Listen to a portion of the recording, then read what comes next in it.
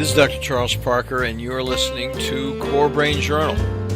It's a place where I connect both fresh discoveries and interesting different perspectives from advanced mind science with the realities of real people and everyday life down on Main Street.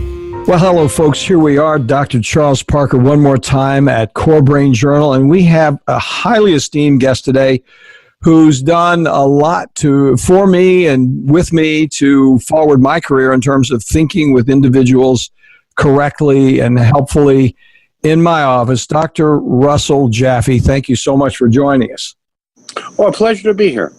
So I'm going to do a brief intro, and Russ, I forgot to tell you, we're going to take a little break in the middle, and I'll have a question that I'll prepare for you. Then we'll take that break, and we'll go from there. So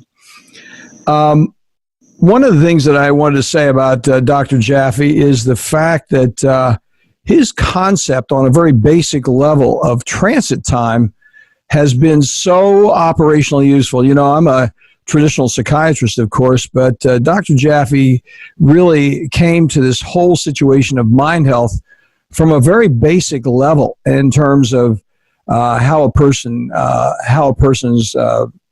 biomedical system really works effectively. So what I'm going to do is just do a brief introduction, then we're going to talk about that whole thing of transit time just a little bit, and we have a much deeper series of issues to talk about as well. So let me tell you, Dr. Russell Jaffe received his BSMD and PhD from the Boston University School of Medicine in 1972. He completed residency training in clinical chemistry at the National Institutes of Health from 73 to 76, and he remained on the permanent senior staff until 1979. He's board certified in both clinical pathology and in chemical pathology. He's a physician and scientist who aspired to be comprehensive, objective, empiric, experimental, and Dr. Jaffe started his career searching for the deeper understanding, the wisdom and evidence of insight on the mechanisms of health, how people actually remained healthy. Through his intense curiosity and learned skepticism, Dr. Jaffe sought to debunk the best-known advocates of a variety of health promotion and healing systems. What started as a journey to disprove holistic forms of care became a rich educational experience that transformed Dr. Jaffe into a student and then researcher in such areas as traditional Chinese medicine, acupuncture, active meditation, homeopathy, and the manipulative arts. So I'm going to just say one more thing about Dr. Jaffe. He's got so many credentials, but I love the way he writes and the way he talks. For the last 30 years, Dr. Jaffe has advocated a system that treats people, not diagnoses, cause, not consequence, and promotes long-term sustainable solutions as an alternative to a system dominated by prescriptive symptom suppression solutions. Dr. Jaffe's cumulative experience enabled him to take his efforts one step further and build Perk Integrative Health, a company that offers the world's scientifically proven integrative health solutions that speed the transition from sick care to healthy living. So he's been honored many times in a variety of different ways. International Science 2003 by the IBC in Oxford, England. He serves on the American Board of Clinical Metal Toxicology and is one of the America's top physicians in 2005. Who's who in America, who's who in medicine and science, who's who in business and engineering. I wish we had time for him to tell us a story about how he consulted with Russian authorities following Chernobyl, but we won't be getting into that. So that's a short intro. There's so much to say. Much of this is going to be in the show notes. Dr. Jaffe, thanks again for joining us. So the real issue is to get started. Just where are you? What's your main interest right now? What are you thinking about that's important that we need to do as mental health professionals to look more carefully at the evolution of mind science? Where is it going right now? Well, I think neuroscience is returning to basics, which means biochemical individuality biochemical individuality is epigenetic, not genetic. So 92% of how be confirmed and reconfirmed and reconfirmed is choice. It's habits of daily living. It's the way in which we choose to live. 8% is mom and dad and genetics. So genetics does exist, but what's much more important is the epigenetic choices that we make day by day, because it turns out that 80% of the toxic burden, even in the 21st century, is short-lived, which means if we reduce the exposure and we enhance our ability to get the schmutzy stuff out, we can actually survive the 21st century. Mm-hmm. Well, it's so good to talk. We've had several people on talking about toxicology, and we had one of the individuals that you know very well, Dr. Pizzorno. And sure. No, Joe Pizzorno is an excellent guy. Lara's an excellent person. The dilemma, and this is no criticism of Joe or anyone in that genre, but almost everyone's objective is to make the hair on the back of your neck stand up. Mm-hmm. Well, I can do that in about 15 seconds. My question is, what's the solution? How do you survive? How do you cost effectively, how do you value-based, your solutions so that people can actually, in the 21st century, thrive, not just survive? There's too much survival. We actually should be above survival. So to begin that conversation, I'm just going to tell our listening audience, I was talking a little bit with Dr. Jaffe before we got started and mentioned it briefly here. Dr. Jaffe really helped me with the whole concept of transit time. We were thinking about different ways that you could measure very easily and at home to assess what's going on biomedically. And one of the things that we learned with Dr. Jaffe, thank you very much again, Russ, for your information on this, is because I've been using it ever since we first met with a tremendous amount of success. Which, by the way, is long enough to know better, but you don't have to say how long, but it's long enough to know better. Yeah, right. Yeah, I won't mention it. Yeah, but the bottom line is transit time, and I'll leave a link for it in here. We've got a reference from the Mayo Clinic on it, but I'd like you to please, if you would address that a little bit, how you got into it. Transit time, in essence, transit time is the time from consuming to eliminating, and healthy is 12 to 18 hours, and more than 18 hours is too long. And a typical American today is somewhere out around, 5 to 7 days. So people will say to you, oh, I'm regular. I go every day. And I say to them, well, is what's coming out from yesterday or is it from last week? Mm-hmm. Because if you have cadaverine and putrescine and various other, metabolites being reabsorbed because of a long transit time, everything else is going to get worse.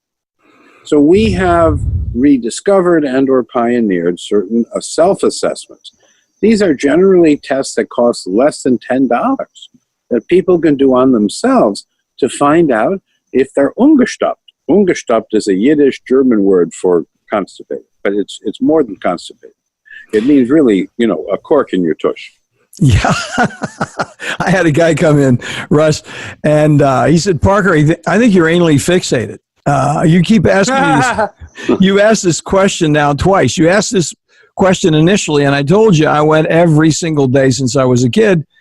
And I said, look, the medications are not working right. There's a whole problem. There's some kind of impediment here. Tell me again, how many times a day you go number 2? And that's when he said they thought you were anally fixated. And I said, well, do me a favor. My test costs 69 cents. Here you go. You can eat a can of corn on Saturday. Okay. Salt and pepper's okay. And then you look at your watch and see how long it takes to pass. No, that's fine. You can do the same with beets. We prefer charcoal, but something that accurately measures. And by the way, when I have roasted beets for dinner, I expect to see beets in the commode in the morning. But I will tell you, when I see red in the commode in the morning, my first thought is not beets. That's because even after all these years. Yeah. So, yeah, he had a 10-day passage time. He came back in two weeks, and he said, I hate to tell you, but it's been 10 days. I mean, thank you very much. But I mean, this is the reason nothing's working for you. Is a treatment failure based on a simple 69-cent test. There you go. So let's talk about the relevance of that biomedically then, Dr. Jaffe, if you don't mind, because that takes us down another path that's much more, a person could say, well, that's kind of silly, Parker. You're talking about the mouth to the south. I mean, who really cares about that? I mean, you're a psychiatrist. What's the meaning of that? What is it?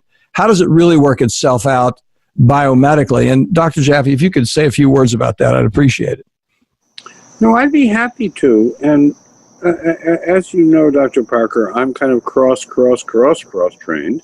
The meaning of that is that when I say that transit time, this, $1 a day or $1 a test, simple self-assessment, can add life to years, can add years to life.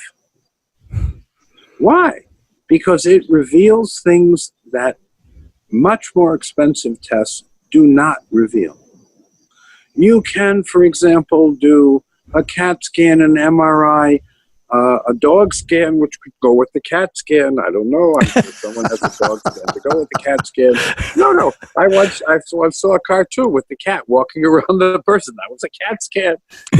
These things are they're a little mysterious, but I can tell you that the basic, the fundamental, the physiologic, the self-assessment that leads to epigenetic 8 tests.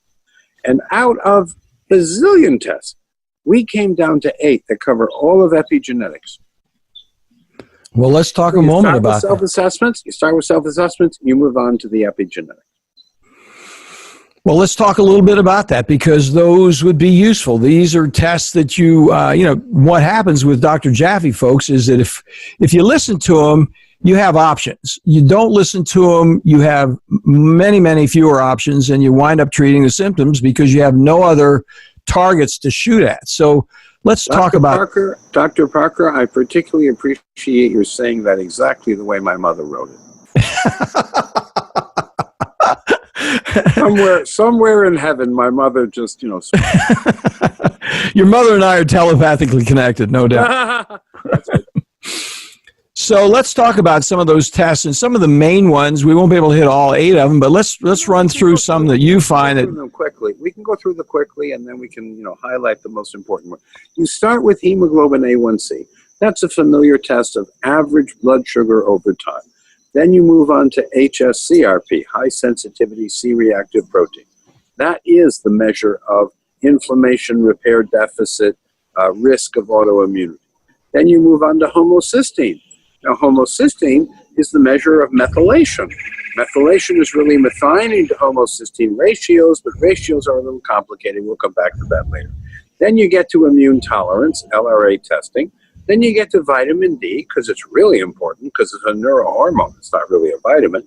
Then you get to omega-3 index, first morning urine pH, and 8-oxoguanine. And now you have covered all of epigenetics in, how long did we do that? 90 seconds? Wow. Yeah, and that pH point is another point that you've raised, which is so absolutely germane to what's going on. Oh, absolutely. Only if you want to live. If you want to slowly die, don't pay attention to your urine pH. But your urine pH after rest, and this is a very important point, after 6 or more hours of rest, and yes, you can go to the bathroom, you just can't go jump around and go to the refrigerator. But after 6 or more hours of rest, the urine equilibrates with the bladder cells, and now you have, for roughly a couple of dollars a day, a test that measures metabolic cellular acidosis, magnesium deficit or need. And then you can even assess how much magnesium you need to take with choline citrate that enhances the uptake and chaperones the delivery, based on continuing to measure that first morning urine pH and keep a log of it. See, those two elements alone, the urinary pH, right, and the transit time, right, they're so commonplace and they're so completely cost effective.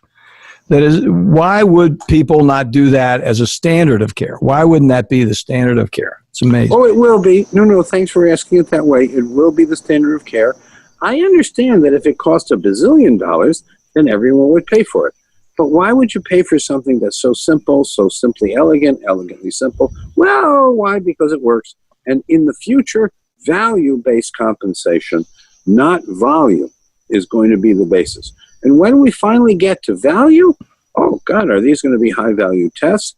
And with, implications, which means what we know what to do about the result. So, one of the things that occurs to me as we're talking about this, I will have all these listed in the show notes, but I think we need to take this down to a very kind of, if you will, elemental level. And there's a question I'm going to ask you. We're going to take a brief break here, and we want to get down to exactly what we're talking about, the pH, if you don't mind. Well, oh, sure. And what I want to do is ask you, when we come back, if a person has a change in pH, which is clearly more acidic, then what does that mean clinically? Yep. What should one do about it? And what does it actually do? This is the key question, is going to be a big question, to neurotransmitters and brain function. Absolutely. Happy to. So we're going to take a break now, Dr. Jaffe, and we'll be back, folks, in just a moment.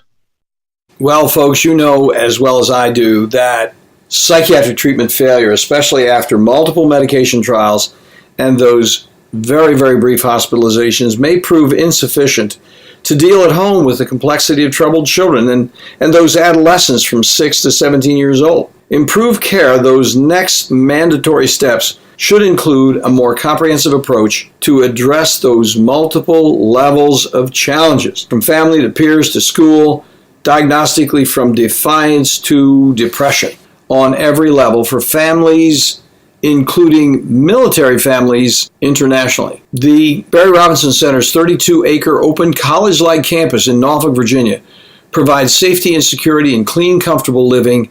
How do we know? We refer folks over there all the time, strongly endorse what they're doing. So for further information, an informed interview, connect at this page, barryrobinson.org/core. Well, you folks already know that here at Core Brain Journal, we're on a mission to introduce you to resources that make significant contributions to the investigation of those predictable mind science applications. Our colleagues at DHA Lab Group provide a real difference with treatment options for people at every level, from first awareness of mind problems to those frustrating times when even well-informed treatment becomes surprisingly unpredictable. For my entire professional life, from psychoanalysis to brain scans, I've searched for, yes, improved predictability. The good news for all of us, from professionals to patients, remarkably effective research offers useful, cost-effective, organic options far beyond guesswork with psychiatric medications alone. DHA lab tests measure unbalanced biomedical details through easily available testing, now available globally for a variety of molecular answers from, for example, methylation, copper, and cryptopyrrole challenges. Check in for more details at dhalab.com core. That's dhalab.com/core. Okay, folks, here we are back again. Now, we've touched on some extremely elemental concepts with a person who's very highly trained, MD, PhD. He worked with the National Institutes of Health for years. He's esteemed internationally as an individual who's presenting, as I said, internationally for a variety of topics that are related to medicine, the evolution of medicine. And we're talking about urine pH and how that can actually change the lives of listeners here. So, Dr. Jaffe, tell us a little bit about the difference between acidic, alkaline. What's the objective there, and what are the implications for that difference clinically? After rest, when the urine is below 6.5, you have too little magnesium and too much acid in the cell. When you lack magnesium and you have too much acid, the battery of the cell begins to shut down. And now you shift from what I will call elective protective mode, where you have lots of energy, to survival mode, where you're get up and go, got up and went, and you can't find it. That's the point. So then how does that, what are the implications for that? How does the energy dissipate when a person has that change from alkalinity to acidity? What does that actually do physiologically to adrenal function, brain function? Oh gosh. There was a guy named Mitchell. They gave him the Nobel Prize because he figured out something called the Proton Gradient. The Proton Gradient says if you have enough magnesium, then the battery of the cell, the mitochondria, can give you the energy ATP, but it also gives you an acid proton. And if you have the magnesium, then you can kick the acid proton out. If you don't have the magnesium, you can't, and then the battery shuts down. And then you go from elective, protective to survival mode. You're get up and go, got up and went, and you can't find it anymore. And there are many versions of that, but that's the essence. So the metaphoric battery then that Dr. Jaffe is talking about, folks, is downright intracellular mitochondrial function. You know, basically. It's not metaphoric. It is the mitochondria. Yeah. The mitochondria is the battery is the mitochondria. Yeah. We can talk about, the details of that, but yes, when I said battery, I meant mitochondria. When you said mitochondria, you were talking about what I was talking about. Yes, indeed. And then if that mitochondria isn't working, then the person's energy is down the tubes. It isn't necessarily just the assumption would be that it's adrenal function, but adrenal function. Well, you can call it tired for whatever reason or pain for whatever reason, but the reality is that if you look particularly at the brain or the gut nervous system, which is also important, you really need to have each of these predictive biomarkers at their healthy outcome goal value if you want to be healthy. If you want to be ill, if you want to be unhealthy, like so many people are today, well, then you don't have to be at your best outcome goal value. But we want people to do the self-assessments, then we encourage them to do the 8 predictive biomarkers. They're not all that complicated or expensive, but they do give you an indication of how long you're going to live and how well you're going to be. And so we want people to live long and well rather than short and suffer. So then you put together Perk Pharmaceuticals in a process of looking at correcting these different things. One of the things that Dr. Jaffe has available to anybody is a urine pH tape over pardon me, at Perk Pharmaceuticals. I mean, well, let's be clear. So I have the DX, NX, and RX, which is diagnostic immunology, the LRAB ELISA ACT, proprietary immune tolerance test. That's one of the 8 biomarker tests. Then we do have Perk Integrative Health, and Perk Integrative Health makes available these self-assessments at cost. We want people to do them because they lead people to make decisions that are smarter. So these are very inexpensive self-assessments that we do make available actually through the Health Stage Collegium, but let's not split hairs. And then we have, other entities that are pursuing the concept of evoking human healing responses and reducing human suffering. So when a person comes in as an innocent to begin to consider these, your recommendation would be to do these 8 and really have some information specifically about these 8. Now, do you have a resource that you would recommend that pulls together that those favorite 8 topics of yours? I absolutely do. It's called Dr. Russell Jaffe /PPB. And I'm going to repeat that twice because it's fairly quick. Dr. Russell Jaffe, and by the way, 2 L's and 2 S's and 2 F's, but 1 E, Dr. Russell Jaffe. Yep. .com /PPB. And that will get you the 8 predictive biomarkers. That's fantastic. So that we'll have that in the show notes. If you didn't get it, you're driving to work, we'll get it done. We'd be right there in the show notes. I've written it down. And then we have betterlabtestnow.com /AWG, where you get the Alkaline Way Guide. This is over 100 pages of how to live and survive in an environment that makes your body more acid. Acid wears you out and wears you down, but you got to take in the minerals that buffer and make you more alkaline. And we'll show you how to know how much you need and how to get it from places that are actually tasty as opposed to feel like tree bark. Now, Russ, give me that URL again if you would have went quickly there. Absolutely. betterlabtestsnow.com/AWG. Gotcha. AWG is like Alkaline Way Guide. betterlabtestsnow.com/AWG. Thanks. Appreciate it. I'll get that out. It's going to be great. Oh, sure.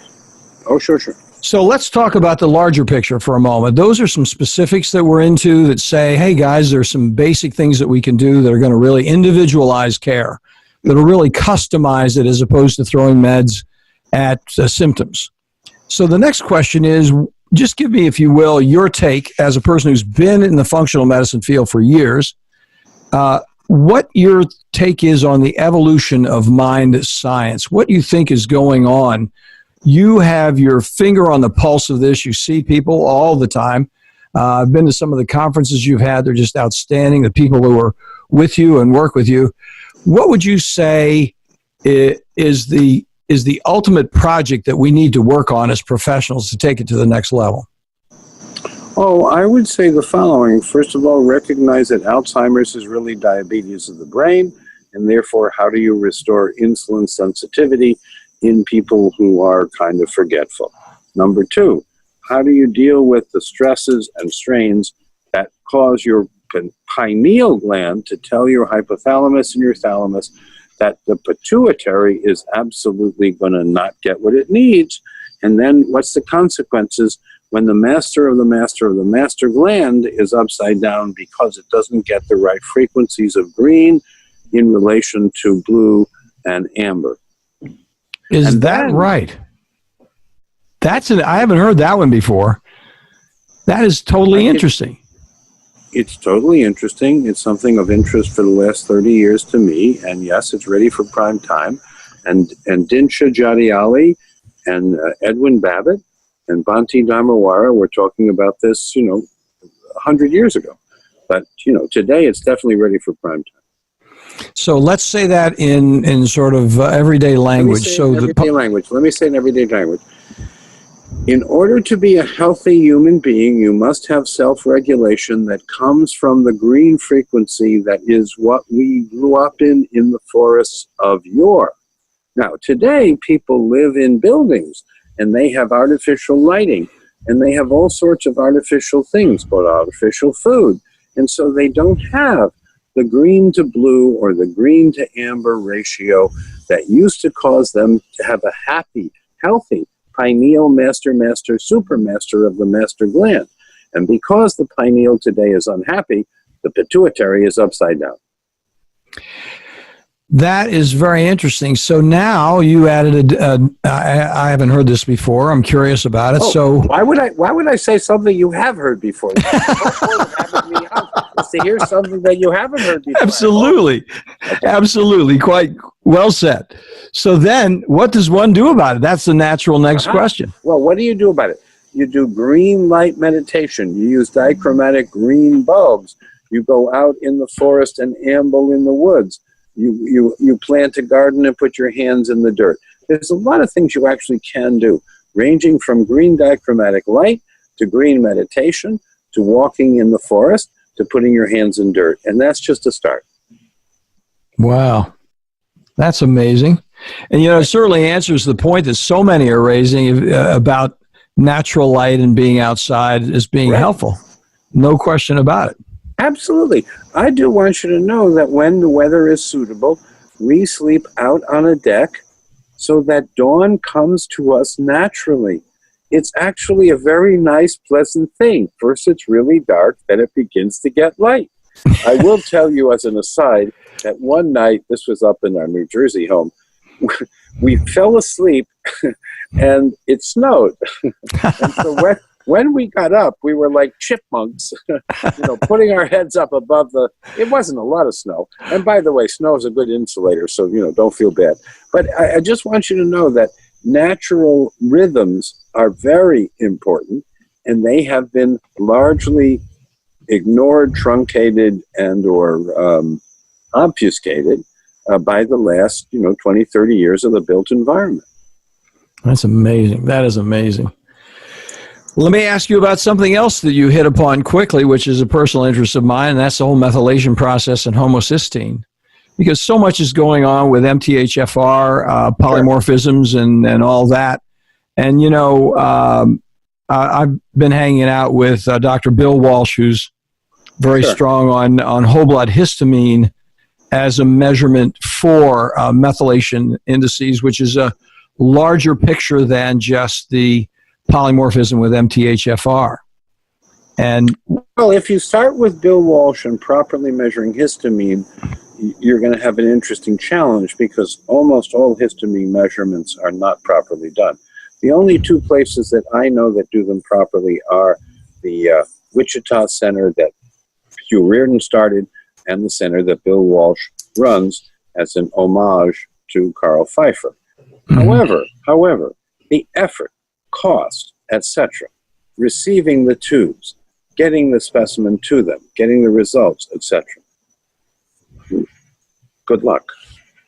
Good luck. I don't know what else to say. And I'm their friend. I really am their friend. Now, what I say is that Kilmer-McCulley was correct. In the late 60s until today, Dr. Kilmer-McCulley has pointed out that if you have a high homocysteine and a low methionine, you're in trouble. But if you have a low homocysteine and a high methionine, you're fine, unless you drive that with the methylcobalamin that causes hypermethylation, because it really is the Goldilocks scenario. Not too much, not too little. Don't hypermethylate, don't hypomethylate. Today, a lot of people are giving a pharmacologic form of B12 that nature never intended to be used, that is able to cause harm, not just drive health. And I'm in favor of physiology. I'm not in favor of rushing to pharmacology. I'm in favor of using nature, nurture, and wholeness, going to physiology before pharmacology. And at least in my experience, for the last 40, 50 years, I haven't needed to go past that. Well, you know, I've seen that, Russ, the whole thing of the overmethylation can make a person really completely dysfunctional and yes, sir. Anxiety ridden. Yes, sir. And it's amazing. So if you don't have a sense of what's going on with that methylation process, just as you talked about right from the beginning, then even a healthy use hydroxycobalamin, the nature's precursor that is safe and effective. The body converts that where it needs and uses it when it needs it within a very short period of time, either the acetyl or the methyl form. You don't need the cyano, you do need the hydroxo, and you need a bunch of it, and you can decide whether you want it to dissolve under the tongue before swallowing or whether you want it in a super multi, but that's an individual choice. Yeah, we're using your product in that regard for a long time now because of the awareness of the relevance of that. And we've seen so many people that come in, they had the MTHR polymorphism variation, and then they went in and took all these methyl products, including methionine and methylcobalamin and the whole thing, and they're just they can't even go to work. They're completely frozen out. It's like their brain snaps with anxiety. Oh, you're absolutely correct. And I called a colleague of mine at the military medical school. This happens to be the scientist who evaluates whether the special forces are too stressed out or whether they can go out on mission. And she said she can't believe what they are seeing, even in their everyday clinic. What you just said, people who are made dysfunctional or at least less functional because of a well-marketed but non-physiologic form of B12. Why would we do pharmacology before physiology? I think everyone would want, if they understood, they would want to do physiology before pharmacology. And just so our listeners would get that, Russ, you're talking about physiology measurement. And yes, I'm talking about physiology measurement. I'm also talking about using the physiologic forms of vitamin B complex, of recognizing that magnesium is necessary every time B complex is needed, and that when you need B12, you need hydroxycobalamin. When you need folate, you need all 8 forms. When you need vitamin E, you need all 8 forms. And yes, you need selenomethionine because that's how it works. It's called physiology for a reason. It's not called mahjong. It is physiology. He hasn't lost his sense of humor, folks. He's still looking at it. So yeah, I mean, it's amazing to me. And by the way, as you may or may not know, Dr. Jaffe and Perk Pharmaceuticals, they have these mixes. This is one of the things he does, is he mixes his supplements with this physiology in mind. So you don't go in there and have any kind of worry about making a mistake when you thinking about supplementing regarding some of these issues that we're talking about. It's No, absolutely. Thank you. But as you know, I started the ELISAC Biotechnologies, the cell culture lymphocyte response assay lab, before Perk Integrative Health.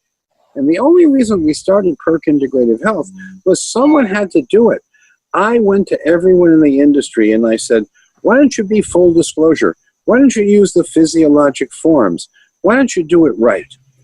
And they said, oh, you're going to have a hobby. It won't be a business. It's too expensive. If you do it all right, people won't understand and they'll undercut you and blah, blah, blah. But my father said to me that word of mouth is the best advertising. And I will tell you, it's not a hobby. It is a business. And the word of mouth gets it to me. I'll tell you that, because we see it happen all the time. And all you have to do is take one person who has done just the basic MTHR polymorphism, which takes only a small portion of the entire picture. Right. And you're in a different land. I mean, it's helpful. It's not a bad thing. And by the way, there are at least 10,000 of those polymorphisms. And from what my colleague tells me, only a few of them have any medical or clinical significance. Most of them are just variants. So, in Yiddish, we say haftir gezuk, which means, what does it mean? Brings me back to my Philadelphia days. So, well, that's very, very helpful. So, in closing, let's think about what's the message we would like to have people. We've covered a lot of bases, and of course, at this time with just a short interview like this, it's difficult to get into the depth of what you really know and what you put out there. I think the best thing for us to do is to say, Dr. Jaffe, where would you like people to go so they can learn more? You have provided a download. We're going to have a download there on the website that has to do with alkalinity and pH, and we thank you very much for that PDF. So a person can just download that and come on over and get some more information there. But where else would you like to send people to say, hey, folks, here's where you can get some more information? Well, betterlabtestnow.com is a source for the 8 predictive biomarkers direct for consumers. Okay. Now, ELISAAct.com is for professionals who might want to get certified in the WellGuard program through Health Studies Collegium and really help transform their practice towards health promotion and away from the more conventional symptom suppression. Now, if folks want to know more about what we talked about earlier, it would be drrusselljaffe.com/PPB, which will give you the information on the predictive biomarkers.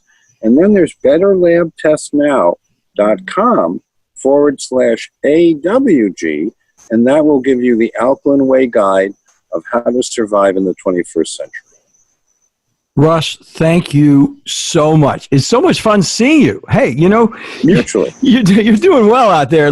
You look great. Of course, we're doing this on radio, but it's good to see you in person. It's really fun to. It absolutely is. It's been a little while, and I hope it won't be so long till the next time. I completely agree. Thank you so much for taking the time. I really appreciate it. A pleasure. Thank you so much for being such a good interview. Thanks for listening to Core Brain Journal.